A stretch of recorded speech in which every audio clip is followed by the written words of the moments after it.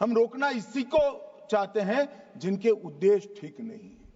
ये कहते हैं कौन तय करेगा, तो जो सरकार होगी ये तय करेगा।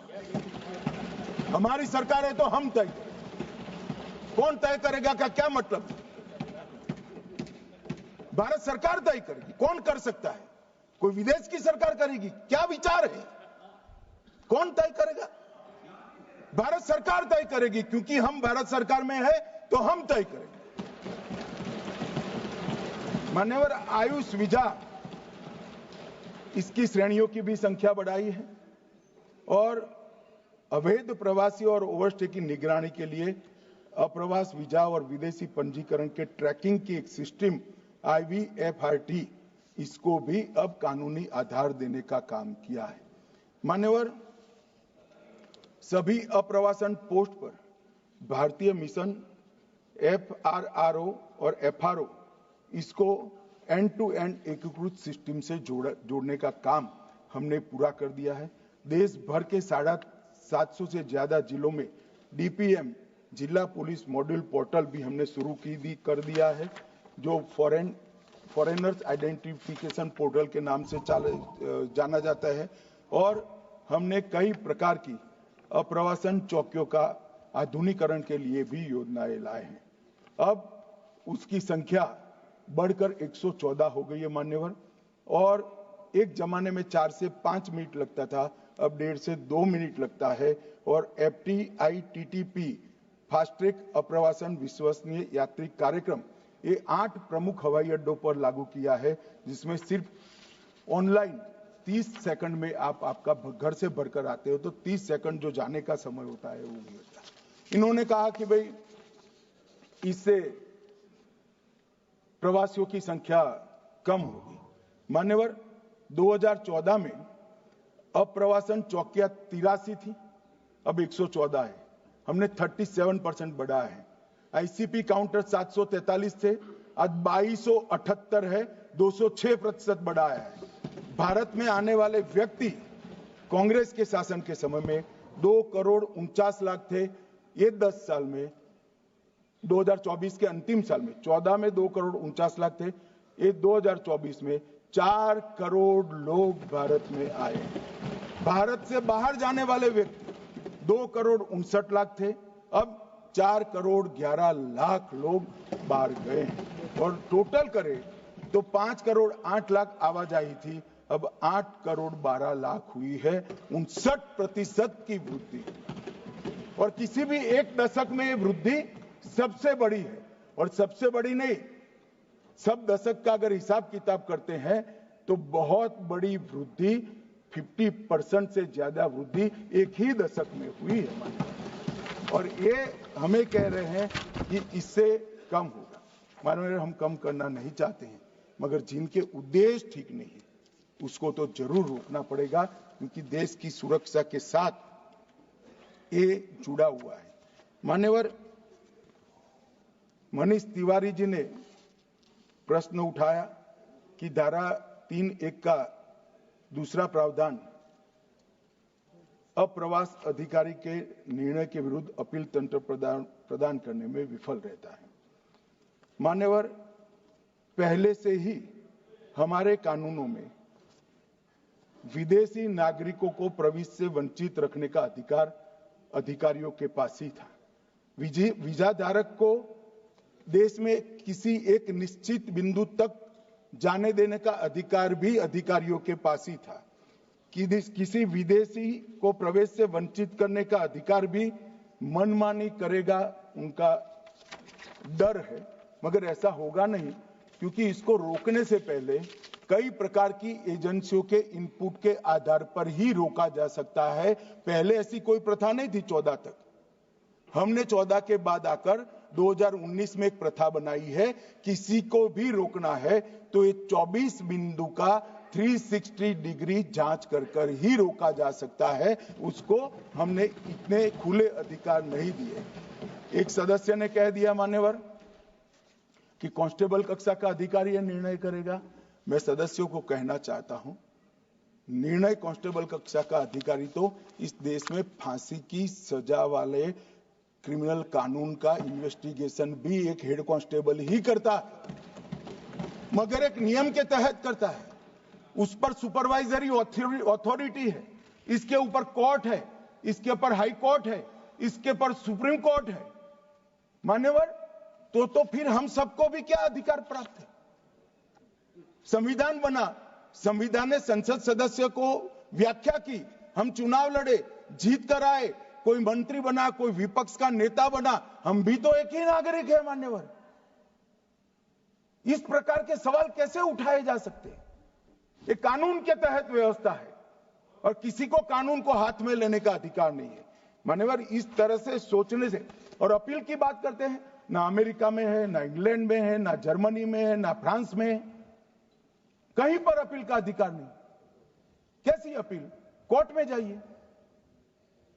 देश की सुरक्षा का जहां प्रवास सवाल होता है और सारी एजेंसियों के परामर्श के बाद अगर किसी को रोकते हो, इसमें आपत्ति है, तो कोर्ट ही एकमात्र शरण होता है। इसकी कोई अपील वपील हो नहीं सकती। मान्यवर, और मैं मानता हूं इसमें संविधान दत्त अधिकारों का कहीं पर भी उल्लंघन नहीं होता है। मान्यवर, इन्होंने कहा डैमेज पासपोर्ट का विवरण नहीं है। मनीष जी, आप इतने बड़े लॉयर हो, ये विवरण रूल्स में बनता है, क्योंकि डैमेज पासपोर्ट की व्याख्या अलग अलग प्रकार की घटनाओं के कारण निरंतर बदलती रहती है। एक प्रकार से पहले पानी में डूबकर पासपोर्ट हो गया, कहीं ये सारी घटनाएं जैसे ही होती है, रूल्स बदले जा सकते, एक्ट नहीं बदला जाता। इसलिए हमने सेक्शन 30 में रूल्स बनाने के अधिकार दिए हैं। क्लॉज 33 कुछ विदेशियों पर लागू होता है, कुछ विदेशियों पर नहीं होता है। तो भारत के भले के लिए आता है, उस पर लागू नहीं होगा, और भारत को सुरक्षा को खतरा है, उन पर लागू होगा। बड़ी सरल बात है, इसमें क्या आश्चर्य होता है? मेरी समझ में नहीं आता है। मान्यवर सुधाकर सिंह जी ने भी इसी प्रकार के कुछ मुद्दे उठाए। विश्वविद्यालय और अस्पतालों पर बड़ा बोझ आ जाएगा। कोई बोझ नहीं आएगा। आज कोई विश्वविद्यालय ऐसा नहीं है जिसको ऑनलाइन इंफॉर्मेशन देने में तकलीफ हो। बिल भी ऑनलाइन बनता है, फीस भी ऑनलाइन स्वीकारी जा सकती है, तो एक रिपोर्ट ऑनलाइन नहीं भेज सकते कि मेरे विद्यालय में इतने विदेशी लोग पढ़ाते, इतने विदेशी लोग पढ़ते हैं। क्या आपत्ति है? क्यों छुपाना है? ये जानकारी लेने का भारत सरकार का अधिकार है मान्यवर, और ये तो देनी ही चाहिए। मान्यवर, इसके साथ श्री सुखदेव भगत, उन्होंने बंगाल की बात की कि बीएसएफ घुसपैठियों को रोकने के लिए अक्षम है। मान्यवर, मैं आज बड़ा गंभीर उन्होंने आरोप लगाया है भारत की। माननीय सदस्यों, सभा की सहमति हो तो सभा की कार्रवाई इस विषय की समाप्ति तक बढ़ा दी जाए। माननीय गृह मंत्री जी। मान्यवर, आज मैं कई बार अलग अलग भाषणों में, अलग अलग जलसों में ये विषय उठा जाता है, बांग्लादेशी घुसपैठियों के लिए बीएसएफ क्या कर रही है, सेना क्या कर रही है। मैं आज वास्तविकता इस देश को बताना चाहता हूं, और मैं ऐसा करता हूं कि तृणमूल कांग्रेस के सारे लोग सदन को छोड़कर नहीं जाएंगे, ध्यान से सुनेंगे। मान्यवर, हमारी बांग्लादेश के सटी हुई सीमा, अब सुनिए भाई, हमारी बांग्लादेश से सटी हुई सीमा 2216 किलोमीटर है।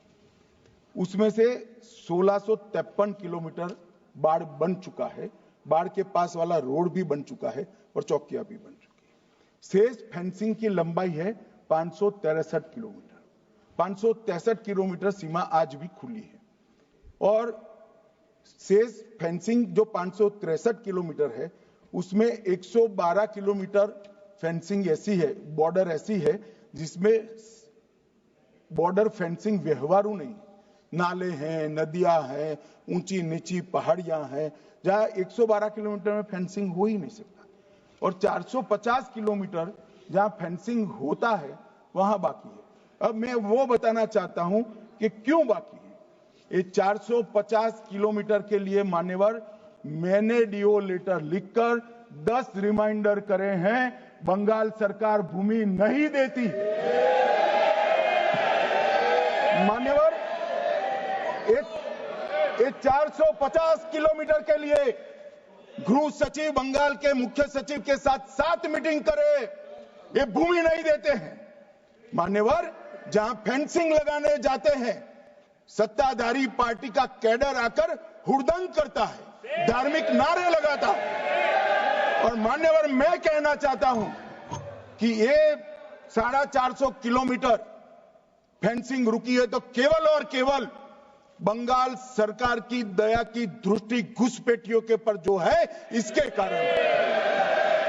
और मान्यवर, इससे आगे ये 450 किलोमीटर शायद ये भाषण सुनकर ममता जी भूमि दे भी दे तो हम खत्म कर देंगे, फिर भी 112 किलोमीटर खुली सीमा रहती है।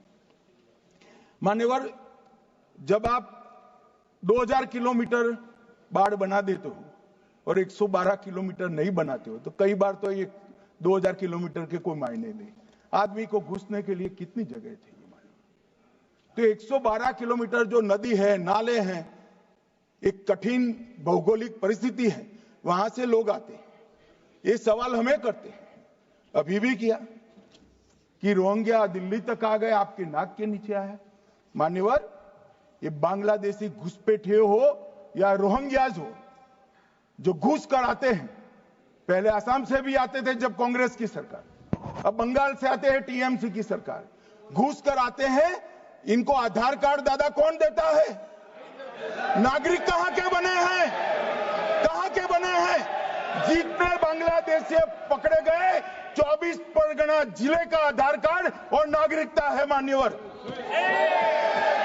और ये जो आप आधार कार्ड इश्यू करते हो, वो आधार कार्ड लेकर, वो वोटर कार्ड लेकर ये दिल्ली तक आते हैं। आप उनको आधार कार्ड इश्यू न करो, आदमी क्या परिंदा भी पैर नहीं मार पाएगा। और दादा, ये सब चीजें भी लंबे समय चलनी नहीं है। 26 में चुनाव है, बंगाल में कमल खिलेगा और पूरा बंद होगा।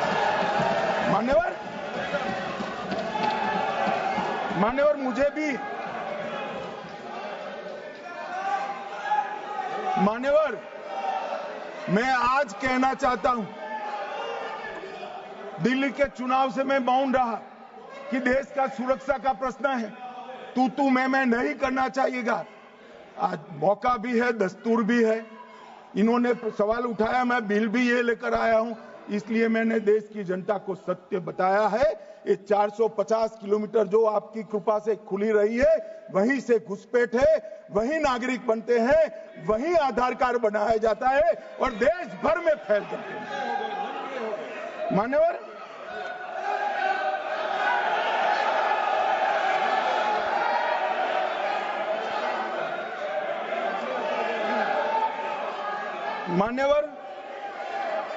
एक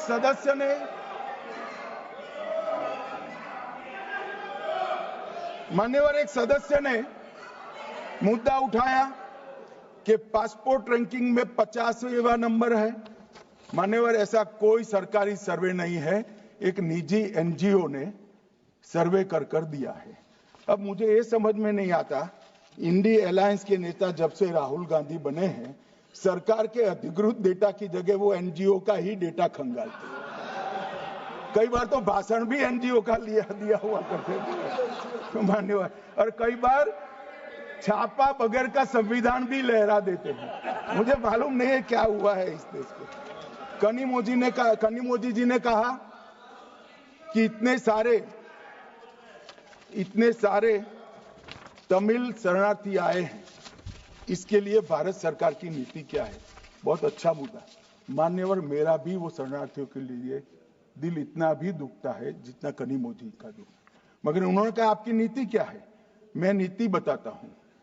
1986 से जो भारत सरकार का नीति है, और जब आप 10 साल यूपीए सरकार में थे, तब जो आपका नीति था वो ही हमारा नीति है।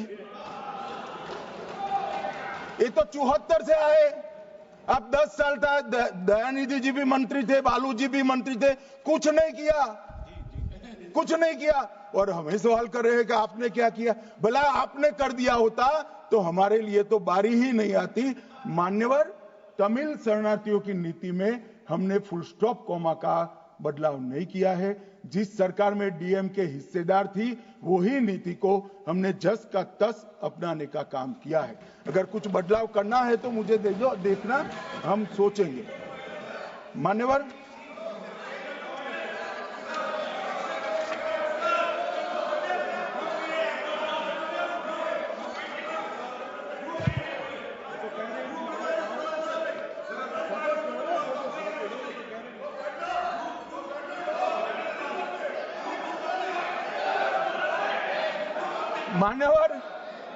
मान्यवर, मुझे अब तक एडीएमके के सारे एमपी 4 बार मिले अलग अलग समस्या पर, एक में भी तमिल शरणार्थी का जिक्र नहीं है।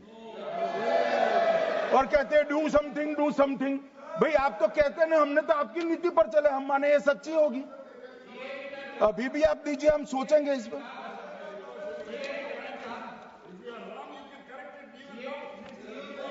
मगर आपने रॉन्ग किया है, एक्सेप्ट करते हो ना? आपने रॉन्ग किया वो तो स्वीकार कर लिया, चलो अच्छी बात है। मान्यवर, एक सीएए का जिक्र है, मैं इसमें कोई राजनीतिक टिप्पणियां करना नहीं चाहता।